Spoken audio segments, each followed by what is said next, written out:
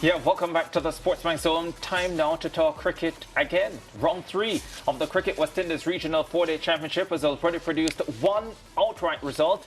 That's at Kensington Oval, where the Barbados Pride beat the Jamaica Scorpions by 9 wickets, set a target of 119 for their second straight victory. The Pride eased to 121 for 1.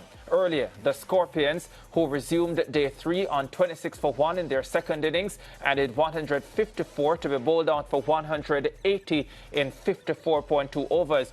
Javel Glenn led the batting with 66 against Jamil Warkan's 3-4-4-2 scores in the match. Jamaica Scorpions 231 and 180. Barbados Pride 293 and 121 for 1. And importantly, there you'll also see a fabulous performance by Jonathan Drakes, who finished with 52 not out in the second innings after his first innings 108. Meanwhile, over at Warner Park, in the battle between Trinidad and Tobago Red Force and the Leeward Islands Hurricanes, the pair of Mikhail Louis and Kadeem Henry converted their overnight scores of 23 and 17 into centuries, as the Hurricanes closed on 317 for 3 in reply to the Red Force's massive first innings 529 for 5 declared. Louis led the scoring with 110, while Henry made an even 100, leaving the Hurricanes 212 runs behind with 7 wickets in hand. Yannick Correa has taken all 3 wickets to fall for 65 runs. In the rain-affected encounter over at Windsor Park in Dominica between Volcanoes and CCC, the Windward Islands Volcanoes, resuming day 3 on 232 for 8, added only 16 runs before being bowled out for 248. A first innings lead of 32. Kenneth Demba and Gian Benjamin both scored 49 against Akeem Jordan's 5 for 52. He had a 4 for earlier in the campaign. Now he gets 5.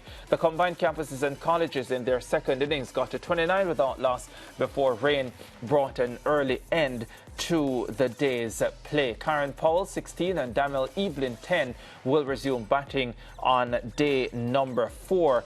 And in the day-night encounter at the Guyana National Stadium at Providence, the defending champions, Harpy Eagles, posted a first inning score of 253, 63.1 overs they faced against the West Indies Academy.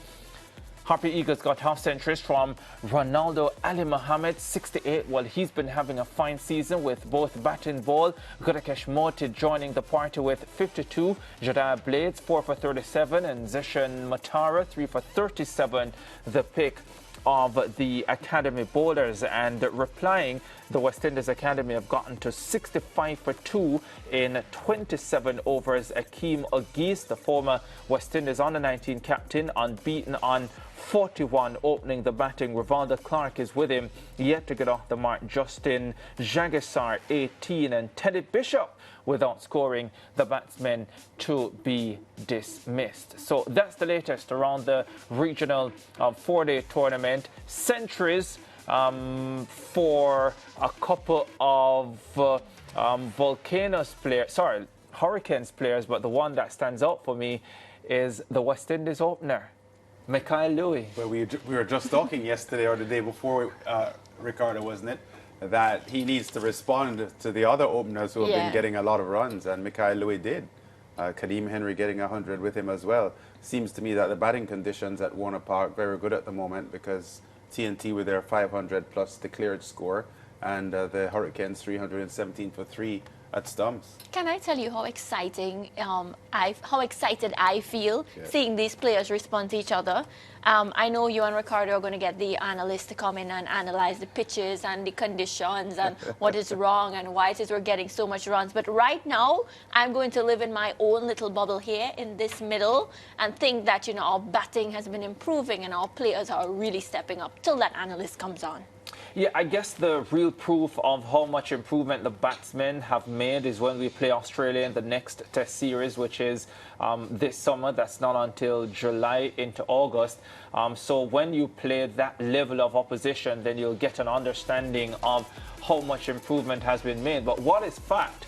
And what you cannot take away from these players is, regardless of the conditions, they're making it count. If you're getting batsman-friendly conditions, it is your responsibility to make runs. And, you know, Lance, if just to use a track and field example, if, for example, you get good conditions, and on a day when otherwise 9.8 would have won, but because conditions are good, 9.7 will win. So maybe it will be a case this year, Lance and Mariah, where instead of making 700, 800 runs to force yourself into a West Indies team or to keep yourself into a West Indies team, you'll need to score 1,500 runs to do so this season. So where the conditions are good, you have to take advantage of them, and clearly Mikhail Lewis did that today. I would have loved to see him go on and get an even bigger 100 than 110. Remember, he got to 97 against Bangladesh in a test match, missed out on a century there, but I would have liked, yes, I'm greedy, I know, I would have liked a big 100 from him today, but it was good to see him getting some runs. You are speaking to appetite for runs, and I agree with you, because we need to see that from the West Indies batters, where their appetite for runs is at a high level. Yeah. Because there are times we see them play and they appear to be a little too satisfied with scoring 70s and 80s. And to see them having the appetite to go on to get hundreds, and in some cases big hundreds and a couple of double hundreds, it has to be complementary that they're showing that kind of application to the job. I want to mention as well, you said it, Ronaldo Ali Mohammed, the Ghanese all-rounder, doing well with both bat and ball. The last time I checked, he was the only fast bowler in the top 10 with wickets. Yes. All of the top 10 bowlers with wickets outside of Ali Mohammed were spinners. Yeah. So I think Minda was in the top 10 as well. He was in the 11th. 11th position. He was 11th the last time I checked.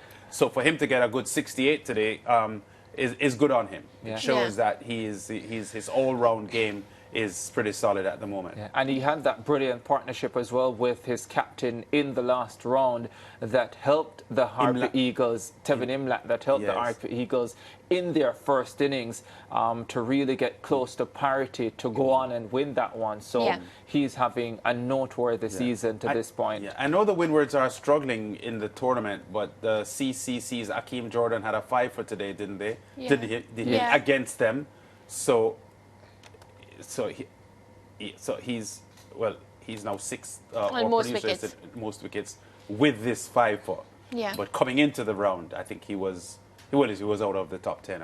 Good to see the bowlers picking up the wickets too, because it's something that we're paying attention to very, very closely. He had been in Australia, wasn't he, Akeem Jordan, on the West Indies. He didn't play, but he was a part of the setup. So a big, strong young man from Barbados. And he's been playing for the CCC now for quite some time. So to pick up a 5 for today was good for him. Yeah, and quickly, yesterday I'd said that I had not seen anything from Alec Athanaze, and it was about time that he delivered. He is playing actually for the Volcanoes, got 23 in their first innings from 64 deliveries, struck just 1-4, and had 47 dots, which is unlike Alec Athanaze. So it seems to me, didn't see the knock, but it seems to me that he is searching for form, he is searching for a rhythm, got to 23, but hey Alec, you've got to score runs because everybody else is scoring runs and they're scoring lots of it. We have to go to a break, but Interactive will close the show,